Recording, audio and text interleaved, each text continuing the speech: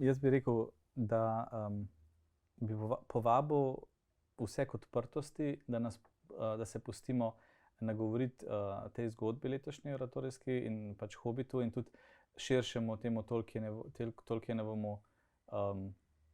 mitološkemu svetu, ki je zelo bogat tudi z vrednotami, ne. Recimo Božja previdnost, ki sem jo omenil, je zelo na krščanski način predstavljena, že od stvarjenja naprej. Tukaj pa recimo zelo v samem Hobbitu pa je ena taka stvar, kot je, da je v popolni temi tam Bilbo našel prstan v nekih rovih pod zemljo, da je ravno to našel, ne. Ni bila njegova zasluga, res lahko rečemo, da je po Božji previdnosti, ampak zaradi tega je potem se zgodila sosledje dogodkov, ki potem recimo sploh je lahko potem Sauron konec koncev v Gospodarju prstanov premagal, ne. Ne samo zato, da je Hobbit lahko uspešno dokončan, njegova naloga, ampak še potem kasneje, ne. To je samo en tak moment, ki je zelo krščanski, na kakšen način je Hobbit orodje Božje previdnosti, recimo, ne. Čeprav Bog ni niti enkrat omenjen v sami zgodbi ali pa v knjigah. In še veliko takih zakladov, takih drobnih biserov notri, ki lahko nagovarjajo nas kot kristjane ali pa samo kot pač vedoželjne bralce ali nekoga, ki ga zanimajo zgodbe. Ja, jaz bi povabil v končni misli predvsem temu, da ne samo, da bi se znebili predsodkov do Hobbita, da bi se nasploh nekako poskušali znebiti predsodkov, ki nas nekako, se mi zdi, so tisti pasovi, ki držijo nas pa Hobbite v kavčih, nas vabijo k temu, da tam ostanemo, se pravi, da ne stopimo en korak v temo, pa pogledamo, pa morda vidimo, da je tam, tudi tam je Bog, da ni samo na našem kavču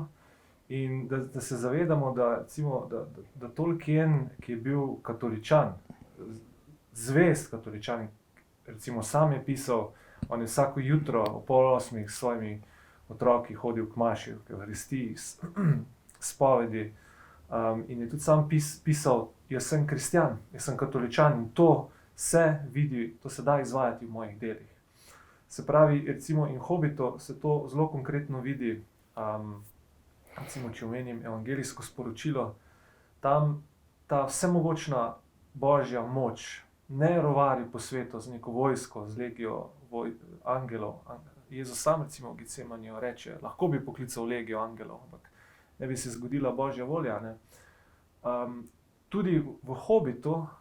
a pa širše v tem Tolkienovem srednjem svetu,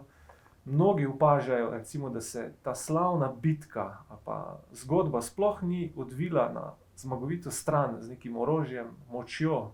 na tistih Pelennor-skih planjavah ali kakorkoli že, ampak v rovu, ko se je recimo Bilbo odločil, da ne bo pokončal Goluma, se pravi, ko je izkazal usmiljenje. In usmiljenje je ena temeljna podoba Boga v Svetem pismu, Oče, usmiljeni Oče. In se mi zdi, da v tem svetu, ki ima toliko obličij, toliko obrazov, toliko podob, da če se omejimo samo na tiste, ki jih recimo vidimo ali pa poznamo, ker so nam znane iz Svetega pisma, da smo najmanj, kaj bi rekel, oropani bogastva tega sveta. In en lep, res sveteč del tega mozaika zagotovo predstavlja Hobbit, Tolkien, in se mi zdi, da je vsak predsodek tukaj res, res odveč.